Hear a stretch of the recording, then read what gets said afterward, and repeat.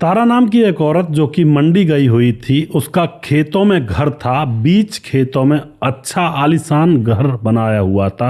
और दोस्तों उनके पास काफ़ी खेत वगैरह थे और नौकर भी उनके खेतों पर काम किया करते।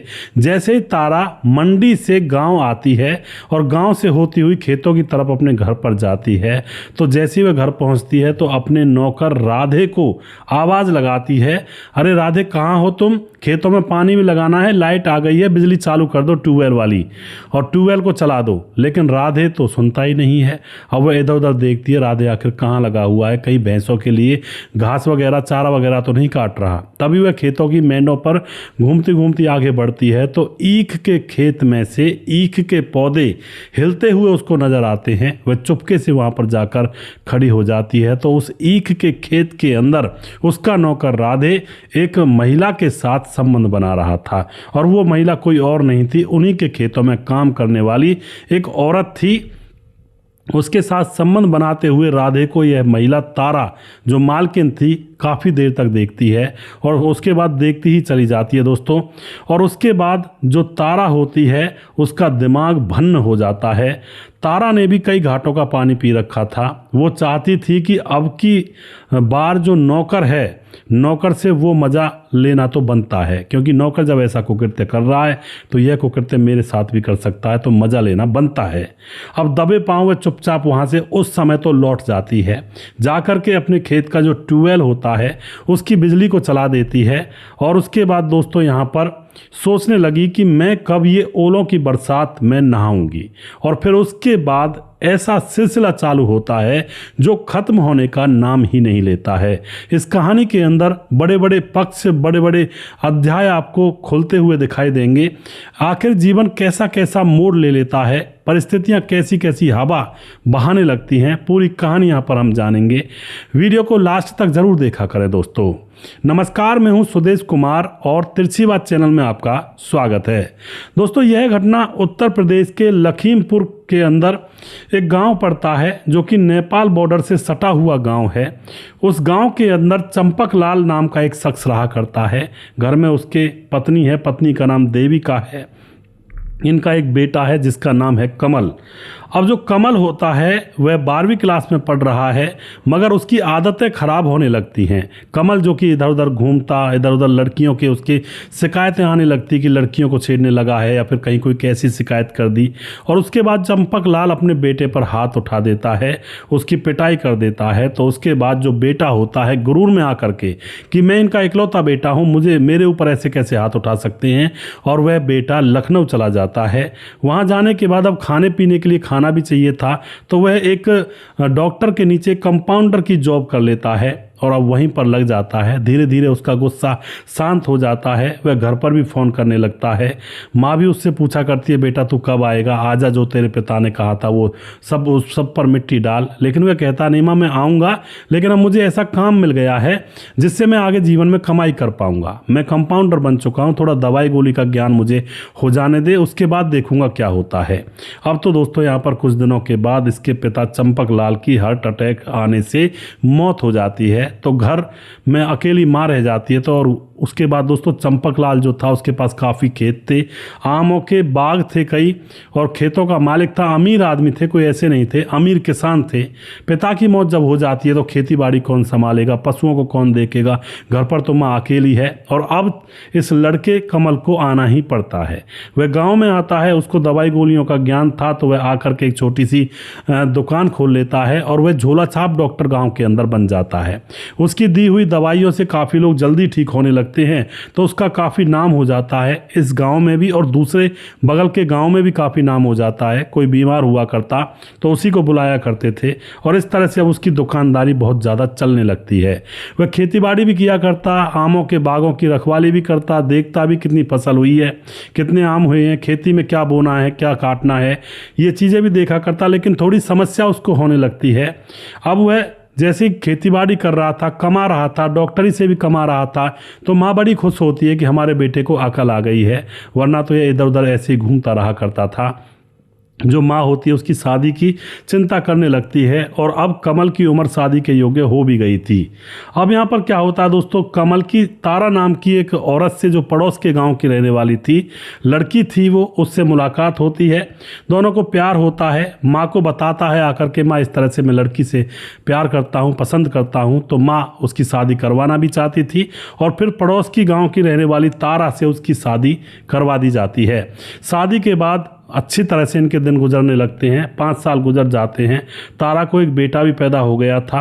अब यहाँ पर क्या होता है दोस्तों, पहले पहले जब शादी का मौसम होता तब तो पति पत्नी आपस में एक दूसरे से बहुत ज़्यादा प्यार करते हैं, लेकिन जैसे ही समय गुजर जाता है तो इनका प्यार फीका पड़ने लगता है। और ऐसा ही यहाँ पर कमल के साथ होने लगा था। कमाई धमाई में ज़्यादा ध्यान लगाने लगा था।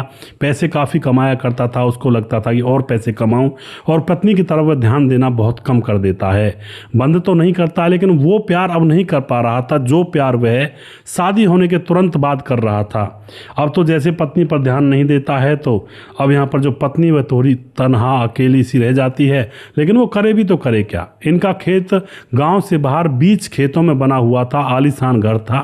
पशु वगैरह भी वहीं पर रखते और वहीं पर इनका सारा सामान था, ट्रैक्टर वगैरह, हैरो कल्टीवेटर, ट्रॉली वगैरह, और खेती बाड़ी का जितना भी सामान होता है सारा सामान इनके घर पर रहा करता था। अब यहाँ पर जैसे ही ये परेशान हो जाता है, कमल सोचता है कि मैं डॉक्टरी में से भी काफ़ी पैसे कमाता हूँ, तो खेती बाड़ी नहीं देख पाता हूँ, तो क्यों ना मैं कोई खेती बाड़ी में एक साजी रख लूँ। गांव के अंदर साजी कहते हैं दोस्तों फसल जब बोते हैं। मान के चलो खेत मेरा है, मैंने एक आदमी अपने पास रख लिया, तो उस खेत को हम बोएंगे और जैसे उसमें फसल लगा देंगे, उसकी देख रेख वो आदमी करेगा दूसरा वाला। और जब जैसी फसल उठेगी तो उसमें से आधा आधा बांट लिया जाएगा। जबकि खेत मेरा होगा, सारा काम मैं करूँगा, यानी कि बुवाई जुताई का पैसा मैं दूंगा, लेकिन काम वो करेगा खेत में पूरे 6 महीने तक। इस तरह से अब वह एक प्रकाश नाम के गाँव के आदमी को अपने खेतों पर लगा लेता है। और उसके बाद दोस्तों अब वह अपने काम में व्यस्त हो जाता है।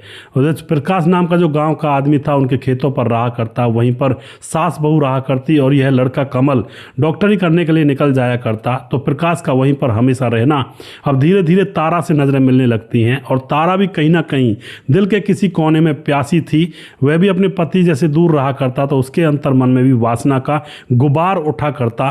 और फिर वह अब इस प्रकाश नाम के शख्स से, जो खेतों पर रहने के लिए आया था, तारा के नैन लड़ जाते हैं। और फिर एक दिन अचानक खेतों के बीच में इनके संबंध बन जाते हैं। दोस्तों इस तरह से यहाँ पर यह मामला अब इनका प्रेम प्रसंग का चलने लगता है और दोनों को एक दूसरे से प्यार हो जाता है। अब तारा को कोई दिक्कत ही नहीं थी। उसका पति 2 दिन मत आए, 4 दिन मत आए, कोई दिक्कत नहीं थी। लेकिन घर में अभी सास थी और सास नज़र रखा करती थी। धीरे धीरे समय तो गुजर रहा था और जैसे ये संबंध बनाया करते थे तारा और यह प्रकाश, तो चुपचाप से संबंध बनाया करते थे जब घर में कोई नहीं रहा करता। लेकिन बार बार जब ये संबंध बनाते हैं, बार बार इनकी वासना मिटती नहीं है, तो एक ना एक दिन सास को शक हो जाता है और सास इनको रंगे हाथों पकड़ लेती है। और पकड़ने के बाद अभी वह सोचती है कि बेटे से कहूँ या ना कहूँ, उसका घर बिगड़ जाएगा। पहले तो चुप लगा जाती है पहली बार और अपनी बहू को धमकी दे देती है कि आज के बाद मैंने ऐसा करता देख लिया तो बस मुझसे बुरा कोई नहीं होगा। उसके बाद दोस्तों वह माफ़ी मांग लेती है अपनी सास से। लेकिन फिर भी कुछ दिनों के बाद इन दोनों के फिर से संबंध बनने लगते हैं और फिर से तारा प्रकाश की बाहों में झूमने लगती है। अब उसके बाद दोस्तों यहाँ पर दोबारा से सास देख लेती है और दोबारा से जब सास देखती है तो अब वह अपने बेटे से कहने की कोशिश करती है, लेकिन फिर से रुक जाती है। या घर खराब हो जाएगा, घर बिगड़ जाएगा, क्या करूं मैं, तो ना इधर की ना उधर की, ना कह सकती और ना झेल सकती। अब तो इसी तरह तीसरी बार भी वह पकड़ लेती है तो यह रुकने का नाम नहीं ले रहे थे। और अब की बार माँ ने अपने बेटे को बता ही दिया कि प्रकाश को निकाल दो, ये हमारे घर में ठीक नहीं है। लेकिन दोस्तों बेटा माँ की बात को हल्के में लेता कि माँ अभी बुढ़ापे में है, शायद सटिया गई है, क्योंकि उसकी पत्नी तारा ने उसको उल्टी सीधी पट्टी पढ़ा दी थी। अब तो बेटा इस बात को हल्के में ले जाता, कहता माँ प्रकाश नहीं रहेगा तो काम कौन करेगा, और तुम तो बस ऐसी, तुम्हें तो कुछ पता तो है नहीं। अब माँ को सब कुछ पता था, लेकिन माँ करे तो करे क्या, ज़्यादा कह भी नहीं सकती थी, बेटे का घर बिगड़ जाएगा।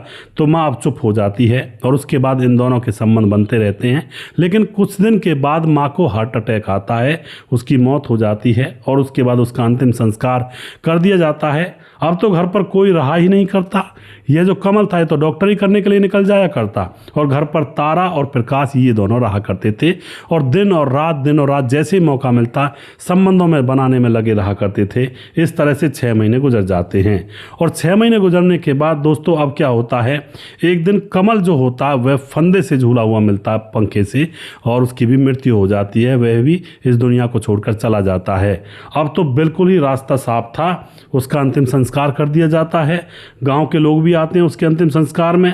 अब यहाँ पर तारा और प्रकाश मज़े से रहा करते, ना किसी का डर ना किसी का भय, कोई दिक्कत ही नहीं थी। इसी तरह से मामला चल रहा था। और जो तारा का बेटा था धीरे धीरे अब थोड़ा थोड़ा बड़ा हो रहा था, 6-7 साल का हो जाता है।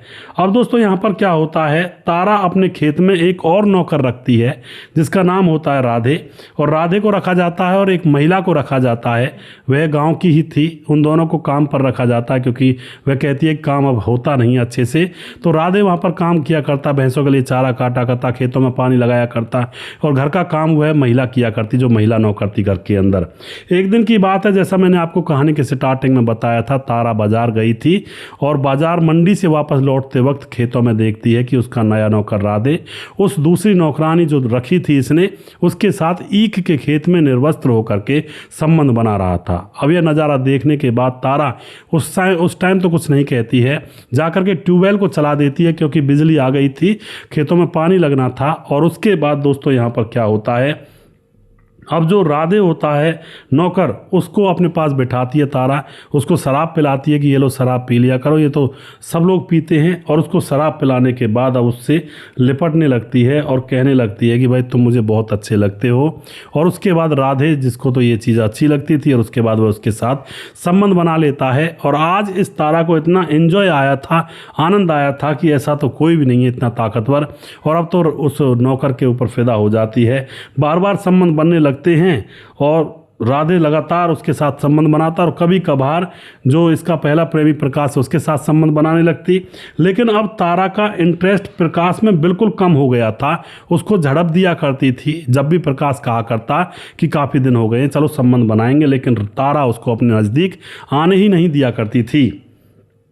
इस तरह से यहाँ पर अब चल रहा होता है। एक दिन की बात होती है, तारा और राधे संबंध बना रहे थे, वहीं झोंपड़ी के अंदर, खेतों पर बनी हुई झोंपड़ी थी। तभी यहाँ पर क्या होता है दोस्तों, घर के अंदर जो वह संबंध बना रहे थे उसके दूसरे दिन क्या होता है, उसी झोंपड़ी के अंदर तारा, राधे और उसके बेटे की लाशें मिलती हैं घर के अंदर। आस पड़ोस के लोगों को पता चलता है। और दूसरी बात, जो नौकरानी वहाँ पर काम करती थी, जब वह उन लाशों को देखती है तो ज़ोर ज़ोर से चिल्लाती है, गांव वालों को बुलाकर ले जाती है, जंगल में घर था। और फिर वहाँ पर जाकर जब देखा जाता है तो मामला गड़बड़ था। और उसके बाद पुलिस आती है और गाँव वाले बताते हैं कि भाई यहाँ पर प्रकाश भी इनके साथ रहा करता है। तो प्रकाश को पकड़ा जाता है, सख्ती से पूछा जाता है। तो अब प्रकाश यहाँ पर सारे चैप्टर खोलता है। वह बताता है कि तारा अब प्रकाश को निकालना चाहती थी, जो प्रकाश था उसको निकालना चाहती थी, उससे मन भर गया था, लेकिन प्रकाश वहाँ से जाना नहीं चाहता था। एक दिन प्रकाश ने राधे के साथ तारा को संबंध बनाते हुए देख लिया तो वह गुस्से से बेकाबू हो गया और फिर उन दो सारे लोगों को शराब पिलाई। उस समय तो नहीं कहा कुछ भी, शराब पिलाई तारा को, राधे को, और खुद ने भी शराब पी और उसके बाद उनकी हत्या कर दी। और जैसे ही हत्या कर दी तो इतने में बेटा आ जाता है तारा का, उसको देखता है तो उसकी भी हत्या कर देता है कि यह कल को गवाही ना दे दे। दोस्तों उसके बाद ये सारी हत्या का ब्लेम अपने ऊपर ले लेता है। और अब यहाँ पर एक बात और बताता है, वह जब पुलिस पूछती है, उसने अपनी सास, जो सास थी तारा की, उसका तकिए से गला घोटा था और जिसमें तारा भी उसके साथ शामिल थी, उसका तकिए से मतलब चेहरे पर तकिया रख दिया था, सांस घुटने की वजह से मौत हो गई थी। और फिर यह बताया गया था कि हार्ट अटैक इसको आया है और उसके बाद अंतिम संस्कार कर दिया जाता है। बुढ़िया थी, बुढ़ापा था, तो इसलिए लोगों ने ज़्यादा शक भी नहीं किया। उसके 6 महीने के बाद जो पति था तारा का, कमल, उसको भी पंखे पर लटका दिया जाता है। और यहाँ पर यह बात भी यही समझी जाती है कि यह परेशान हो गया था, इसलिए अब यह फंदे से लटक गया। और अब यहाँ पर 3 हत्याएं, राधे की, तारा की और तारा के बेटे की, वो भी प्रकाश ने ही की थी। इनका गला दबा करके इनकी हत्या कर दी थी शराब पिला करके। तो इस तरह से 3 हत्याएं ये और 2 हत्याएं एक पति और एक माँ की, 5 हत्याएं करने के बाद प्रकाश पुलिस के सामने था और पुलिस अब प्रकाश को पकड़ती है, उसको जेल में डाला जाता है और उसके ऊपर कार्रवाई की जाती है। कहीं ना कहीं दोषी तारा भी थी जो दूसरे आदमी को मुंह लगा लिया था। दोस्तों, हवस और वासना के खेल में पहले पहले बड़ा मज़ा आता है, लगता है कि हम तो बस बहुत ज़्यादा आनंद ले रहे हैं, लेकिन 10 साल 20 साल 30 साल बाद असलियत में उस हवस और वासना का खेल जब अपना रंग दिखाता है तो लोगों की जानें चली जाती हैं, लोगों के घर बिगड़ जाते हैं और लोग अपनी जान से हाथ धो बैठते हैं या फिर किसी की हत्या कर देते हैं या कुछ और मामले हो जाते हैं। कुछ ना कुछ होता ज़रूर है हवस और वासना के खेल में। तो आप क्या कहना चाहोगे दोस्तों इस ऐसी औरत के बारे में? मैं यहाँ पर यही कहना चाहूँगा, भैया अगर अपना पति घर में है, अच्छी खासी खेती बाड़ी थी, अच्छा मकान था, इसको क्या ज़रूरत थी इधर उधर मुँह मारने की? और मुँह भी मारा एक बार प्रकाश से और फिर दोबारा उससे मन भरा तो अब राधे से मुँह मारने लगी। तो ऐसा तो इस औरत के साथ होना ही था। ऐसे कांड तो होते ही हैं दोस्तों ऐसे मामलों में। तो दोस्तों, वीडियो के लास्ट में कुछ भाइयों के नाम भी लेना चाहूँगा जो हमारे वीडियोज़ को देखते हैं और हमें खूब सपोर्ट करते हैं। हमारे साथ हैं वनराज नामदेव कोहली जो कि लगातार कमेंट करते हैं, भाई का बहुत बहुत धन्यवाद करता हूं। और उसके बाद हमारे साथ हैं सुजीत कुमार कमेंट करते हैं, नमस्कार गुरुजी राधे राधे। मोहम्मद फरमान कमेंट करते हैं, जिला मुजफ्फरनगर खतौली। सुदेश कुमार जी, आपकी कहानी बहुत अच्छी लगती है, आपकी कहानियों से सबक मिलता है और दिमाग भी बढ़ता है। ऐसी ऐसी कहानी बताते हो आपकी जिसमें घर लुट जाते हैं, हस्तियाँ बिगड़ जाती हैं और बहुत ज्ञान मिलता है। आपकी कहानी बहुत अच्छी लगती है, बहुत बहुत धन्यवाद जी। और उसके बाद रक्कू माली कमेंट करते हैं। उसके बाद मुरली कुमार कमेंट करते हैं, भाई साहब बहुत अच्छी कहानी सुनाते हो, मैं आपको सुनता हूँ, पहली बार आपका कमेंट किया है। तो मुरली कुमार जी आप लगातार कमेंट किया करें, पहली बार ही क्यों। और उसके बाद अमित पटेल बिहार बेलवा मोतिहारी जिला से हैं, सुदेश भाई आप अपनी वीडियो का टाइमिंग बता दें, उसी टाइम देखेंगे। अमित पटेल बिहार बेलवा मोतिहारी जिला से। अमित भाई मैंने पिछली वीडियो में बताया था, मेरा टाइम होता है सुबह 10 बजे से 2 बजे तक वीडियो आती हैं, 2-3 या 1-2, और शाम को 8 बजे से 9:30-10 बजे तक वीडियो आती है। रात को 10 बजे हॉरर स्टोरी लाने की सोच रहा हूँ कि लगातार लाऊं, और ये टाइमिंग होती है जी, शाम को और दोपहर को, ये 2 टाइम वीडियोस आते हैं, 2-2 3-3। उसके बाद हमारे साथ मोहम्मद जहांगीर कमेंट करते हैं, बहुत बहुत धन्यवाद भाई साहब जी। मुंबई में काम करते हैं, मोतिहारी जिला के हैं, बिहार के। उसके बाद कपिल रियो प्रजापति कमेंट करते हैं, राधे राधे सर जी आपकी कहानी बहुत अच्छी लगती है, बहुत बहुत धन्यवाद जी। भीमदत्त जोशी कमेंट करते हैं और दिनेश यादव कमेंट करते हैं, सर आपका वीडियो में बराबर देखता हूं और लाइक भी करता हूं मुझे, और कभी मेरा नाम भी लिया करें। बिल्कुल जी, आपका नाम भी लिया दिनेश यादव जी। समाधान पाटिल जलगांव महाराज से कमेंट करते हैं। राधेश्याम शर्मा श्री जयपुर राजस्थान से कमेंट करते हैं। भूपेंद्र रेवाल कमेंट करते हैं, कुशी से आज का माहौल मोबाइल से बिगड़ रहा है जी, बिल्कुल जी। महेंद्र राजपूत कमेंट करते हैं। मनु श्रीवास्तव जी कमेंट करते हैं, बिहार गोपालगंज बिहार 28 वार्ड नंबर 23 से कमेंट करते हैं। विमलेश कुमार कमेंट करते हैं, वेरी गुड स्टोरी।